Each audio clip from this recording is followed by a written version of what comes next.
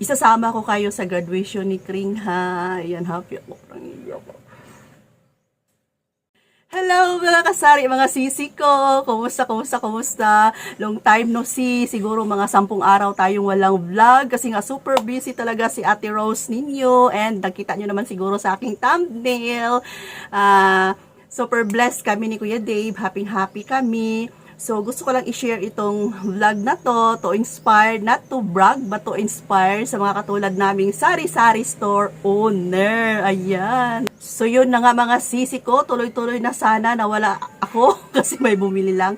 Yun na nga, super proud kami ni Kuya Dave kasi nga finally, gagraduate na talaga si Kring. So, ito i-share ko sa inyo mga sisi, hindi lahat ng mga kaklase kasi ni Kring ay makakagraduate ngayon kasi nga sa hirap talaga ng thesis nila. Hindi naman siguro lahat ng school na stricto sila, pero tong school ni Kring kahit na nasa private siya, napaka-stricto talaga. So, ilan sa mga kaklase niya, almost 15 po talaga ang hindi makakagraduate. So, yun yung sinasabi ko sa inyo before na nagpipray kami talaga na makagraduate na si Kring finally. And yun na nga, proud kami ni Kuya Dave. At kasi nga, sa hirap ng anak namin, ilang buwan, walang tulog si Kring. And nung final nila, nung isang araw, pati kami ni Kuya Dave ay hindi din kami nakatulog. Yung paparating na yung final pala nila kasi tinulungan namin si Kring sa kanyang mga miniatures. So, wala talaga akong tulog mga sisi. 4 AM na akong natutulog kasi gumagawa kami ng mga miniatures ni Kring na mga maliliit na mga bahay-bahay.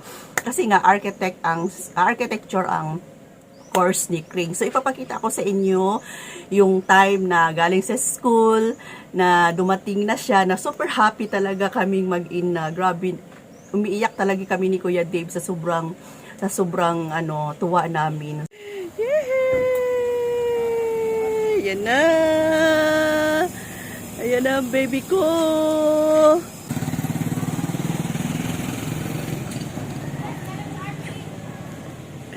Congratulations! Graduate na. Yay! Ang cute. Babe. Yan.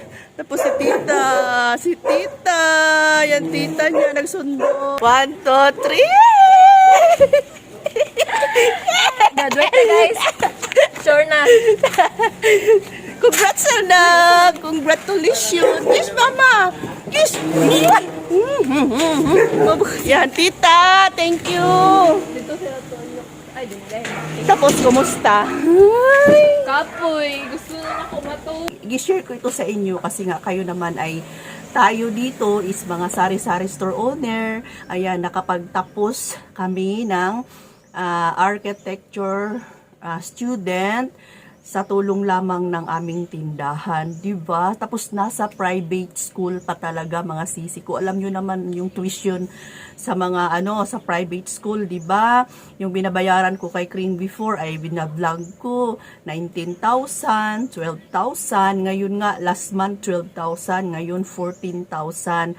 Plus yung ngayong sa final ay gumasto pa ako ng mahigit 6,000 sa pagpapaprint lang ng kanyang mga papers na isa-submit. Ayun, basta yun na yun mga sisi. Kaya gusto ko na talagang i-share ito sa inyo kasi happy ako na tayo, mga sari-sari store owner, hindi po imposible. Napakarami ng mga anak na nakatapos. Kaya lang, yung iba hindi naman nagva-vlog.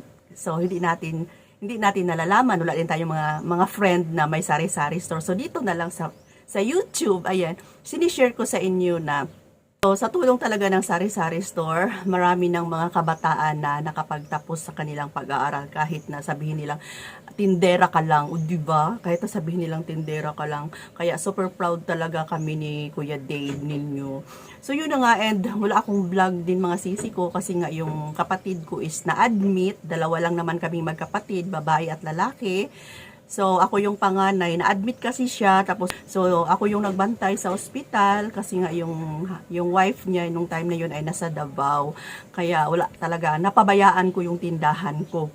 Ako lang, napabayaan ko, pero hindi naman napabayaan ni Kuya Dave, kasi si Kuya Dave yung nagbantay. Pero iba naman talaga pag tayo, babae, alam natin kung yung mga kulang, kaya, Sa susunod, bukas siguro sa susunod na araw ay mag-ikot tayo dito sa tindahan kasi napakarami pang kulang dito sa tindahan namin.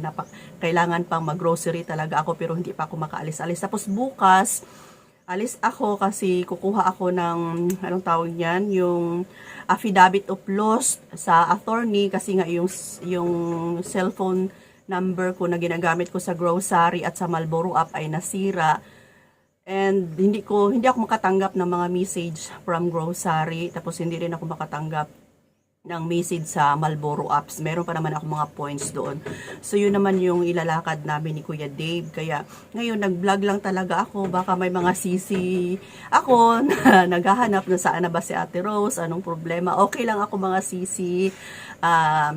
Okay naman ang pangangatawa. Wala akong sakit. Kaya lang super busy lang po talaga si Ate Rose ninyo. Kasi nga walang tulog, tapos inaasikaso ko pa si Kring, and wala na akong time mag-vlog pa, wala na din akong time na mag-edit pa. Gusto ko sanang i-share bawat kilos ko, kaya lang minsan ay parang tinatamad ako sa dami nga ng mga gawain. Pero ngayon, katatapos ko lang naglaba, nagbihis talaga ako at pumunta talaga dito sa tindahan para lang makipag-usap sa inyo kung ano ng update ko, kumusta na ba ako, kumusta na ba kayo mga sisi ko. Isasama ko kayo sa graduation ni Kring ha. Ayan, happy ako. Parang iyak ako mga sisi. Super happy talaga ako kasi sabi ni Kring, Mama, i-pray mo talaga na makapasa ako. Pag hindi ako makapasa, hindi ako makagraduate. So isipin mo yan, kung hindi makagraduate, magpa-enroll na naman, tapos napakalayo pa naman yung school. Ang allowance mga sisi hindi maputol. Hindi siya maputol kung nag-aaral pa, di ba? Unsa? Be. Oh, may mo palit. Sana lang. Sa pakindi, oh. So, yun na nga mga sisi. Sabi niya, pray ka ma. Kasi alam niyo, yung ibang yung ibang friend niya, hindi sila makagraduate. So, sa part ng magulang, masakit din, di ba, na hindi makagraduate yung anak natin kasi ito lang naman talaga yung pangarap natin. Ilang years sila nag-aaral hanggang yun na mga sisi ko, no, ilang years nag-aaral yung mga anak natin simula nung kinder pa sila, elementary hanggang high school, tapos may additional na K-12 pa, tapos sa pag-college is 5 years ang course ni Kring. Diba, napakatagal lang panahon na nag-aaral yung anak natin. At least ngayon finally ay matatapos na sila. So very thankful talaga kami ni Kuya Dave kasi nga alam nyo, gusto ko lang i-share ito sa inyo na simula nung meron talaga kaming tindahan sa tuition, sa mga bayarin namin, wala talaga akong stress, wala akong problema sa awa ng Panginoon. Thank you Lord. Wala akong problema sa pangbayad ng mga tuition kahit napakalaki ng bayarin ni Kring. Yung tuition niya napakamahal, wala talaga akong problema mga sisi ko. Yung ginagawa ko na lang is, nag-iipon na lang ako araw-araw para pangbayad ng tuition ni Kring. Pagdating ng tuition, sabi nga ni Kring sa akin, Mama, alam mo, buti ka pa. Kasi lagi mong tinatanong sa akin na, may ano ka na ba anak? May statement of account ka na ba? Bayaran mo na yung tuition mo. Ako pa yung kumukulit sa kanila. Pero yung iba daw niyang mga kaklase, no?